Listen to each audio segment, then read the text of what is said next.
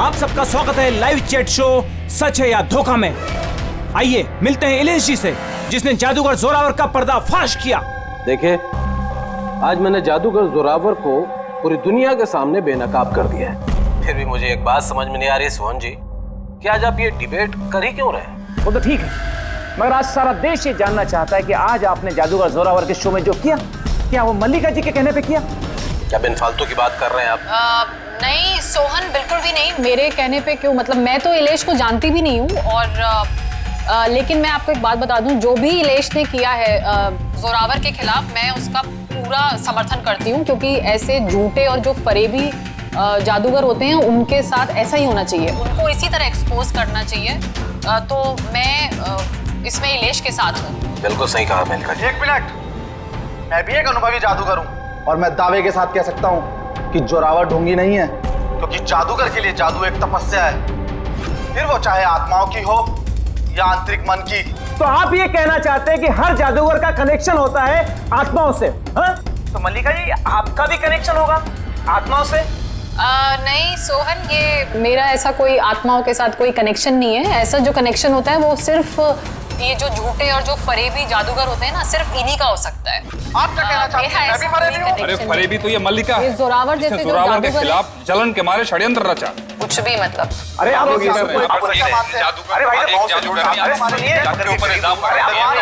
अरे आप झगड़ा मत कीजिए, एक दूसरे की बात सुनिए। आप इलेश, ये क्या हो रहा है? ये हवा में कैसे उड़ रहा है? ये कुर्सी कैसे जा रही? इलेश जी, आप ठीक है? कौन है? कौन है? ये चाकू हवा में कैसे उड़ रहे हैं? ये मार देगा इसको। कौन है? इलेश जी! इस समय हम इलेश के घर के बाहर खड़े हैं। सबकी जुबान पर एक ही सवाल है कि इलेश की हत्या में जादूगर जोरावर का हाथ है। ऐसा क्या हुआ था मैजिक शो में जिसकी वजह से जादूगर जोरावर को इलेश का खून करना पड़ा? Good evening ladies and gentleman, आप सबका तहे दिल से शुक्रिया अदा करना चाहता हूं। The greatest magician Zorawar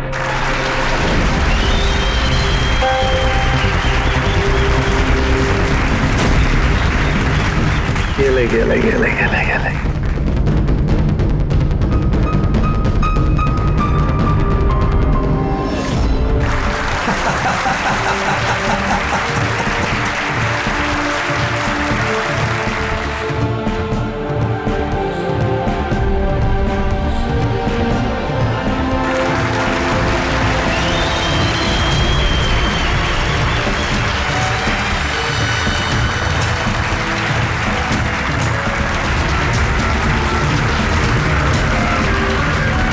ladies and gentleman, दिल थाम के बैठिए। अब जो मैं जादू आपको दिखाने जा रहा हूं, वो दुनिया की किसी भी कोने में ना तो आपने देखा होगा और ना ही सुना होगा। एक मिनट, यहाँ पे मौजूद सभी इंसानों ने 7,000 रुपए देकर टिकट खरीदी है जोरावर जी का शो देखने के लिए। तो मैं चाहता हूं कि आप साबित करें कि आपका जादू जो है वो असली है, कोई फरेब नहीं। ओ हेलो, तुम चाहे कोई भी हो। इलेश नाम है मेरा। इलेश हो या मिथिलेश, आप इस तरह से शो में रुकावट नहीं डाल सकते। सिक्योरिटी, बाहर निकालो इन्हें। एक मिनट, ऐसा क्या गलत बोल दिया इन्होंने? यहाँ पे हम सब ने 7,000 रुपए की टिकट खरीदी है। हक तो हमारा बनता है जानने का कि आपका जादू असली है या नकली।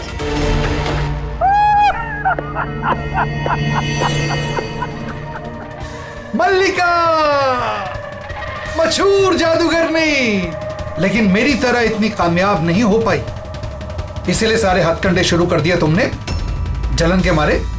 कितने पैसे दिए इसे तुमने मेरा शो रोकने के लिए? अगर तुम्हारा जादू असली है तो फिर डर किस बात का? हम सबको यहाँ जवाब चाहिए।